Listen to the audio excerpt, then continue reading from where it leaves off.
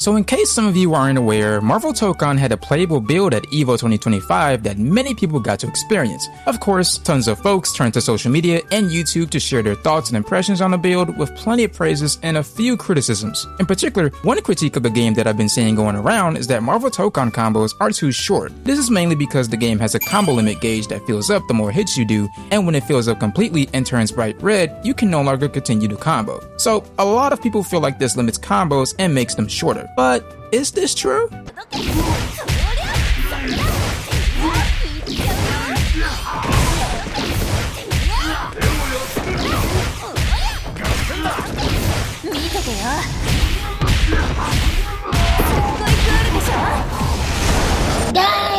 I don't think so. So let me make something clear here really quick. This game is not Marvel vs. Capcom in terms of combos. While Tokon definitely borrows from the Marvel vs. Capcom games in terms of assist types, movement, and the light, medium, heavy combo structure, you're not going to have crazy long touch of death combos, and honestly, I think that's perfectly fine. I understand that a lot of people compare Marvel Tokon to the Marvel vs. Capcom games because it's another Marvel fighting game, but that's not fair to Tokon itself. I think it's important for Tokon to distinguish itself as a unique Marvel fighting game that isn't necessarily a clone of Marvel vs. Capcom. Having said all of this, that doesn't mean that combos in this game are going to be short and limited. To the surprise of many of you, this game actually has a few mechanics that allow you to manipulate the combo limit gauge itself, either by decreasing it or not even increasing it at all. For example, you probably didn't know that your EX special moves don't cause the combo limit gauge to increase if you use them within combos. If we take this example here of Storm doing a combo, you can see that the combo limit gauge increases when she does her other attacks within the combo, but it doesn't increase at all when she lands the EX special move. This also happens when Captain America does his air combo here. His previous attacks increase the gauge, his EX special move does not. But as stated previously, there's also a way to decrease the combo limit gauge during combos, and that's by calling in assists. Calling in assists during your combos so that they can help continue your conversions will reduce the combo limit gauge quite significantly. If we take the previous example of Storm doing her combo, after she does her EX special move, she calls the Iron Man assist to go for a final strike, reducing much of the gauge here. You can even check out this example here where Iron Man shoots multiple shots at Ms. Marvel, which starts a combo within itself, then calls in the Doom assist, which reduces the gauge greatly, and he even active tags into him to continue comboing the opponent. But with all this said, here are a couple of combo examples that utilize these two mechanics very well.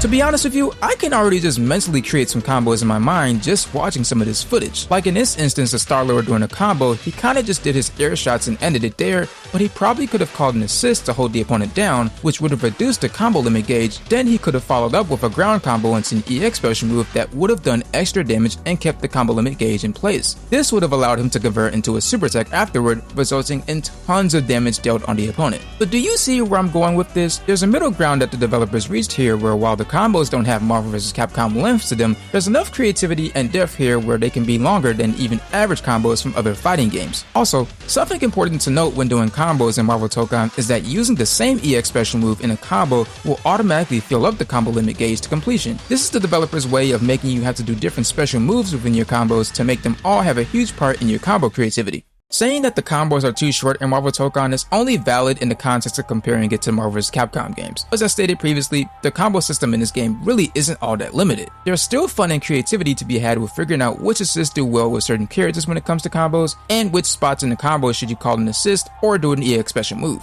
But I get it. Even if after watching this video it's not satisfying for you, it's understandable. Everyone has different tastes and wants in their games, and I totally respect that. But to be honest, I genuinely think even Marvel vs. Capcom players will enjoy it too. We just gotta get our hands on the game and really experience it for ourselves. The upcoming beta test starts on September 5th and ends at September 7th, so players will have enough time to gather their thoughts on how they really feel. As a side note, I will be releasing a little guide for Marvel Tokon before the beta comes out, so be sure to stay tuned. If you want to see more Marvel Tokon educational videos and guides on my channel, be sure to like, subscribe, and hit the bell icon to keep up with me. Thank you all for watching, and have a blessed day.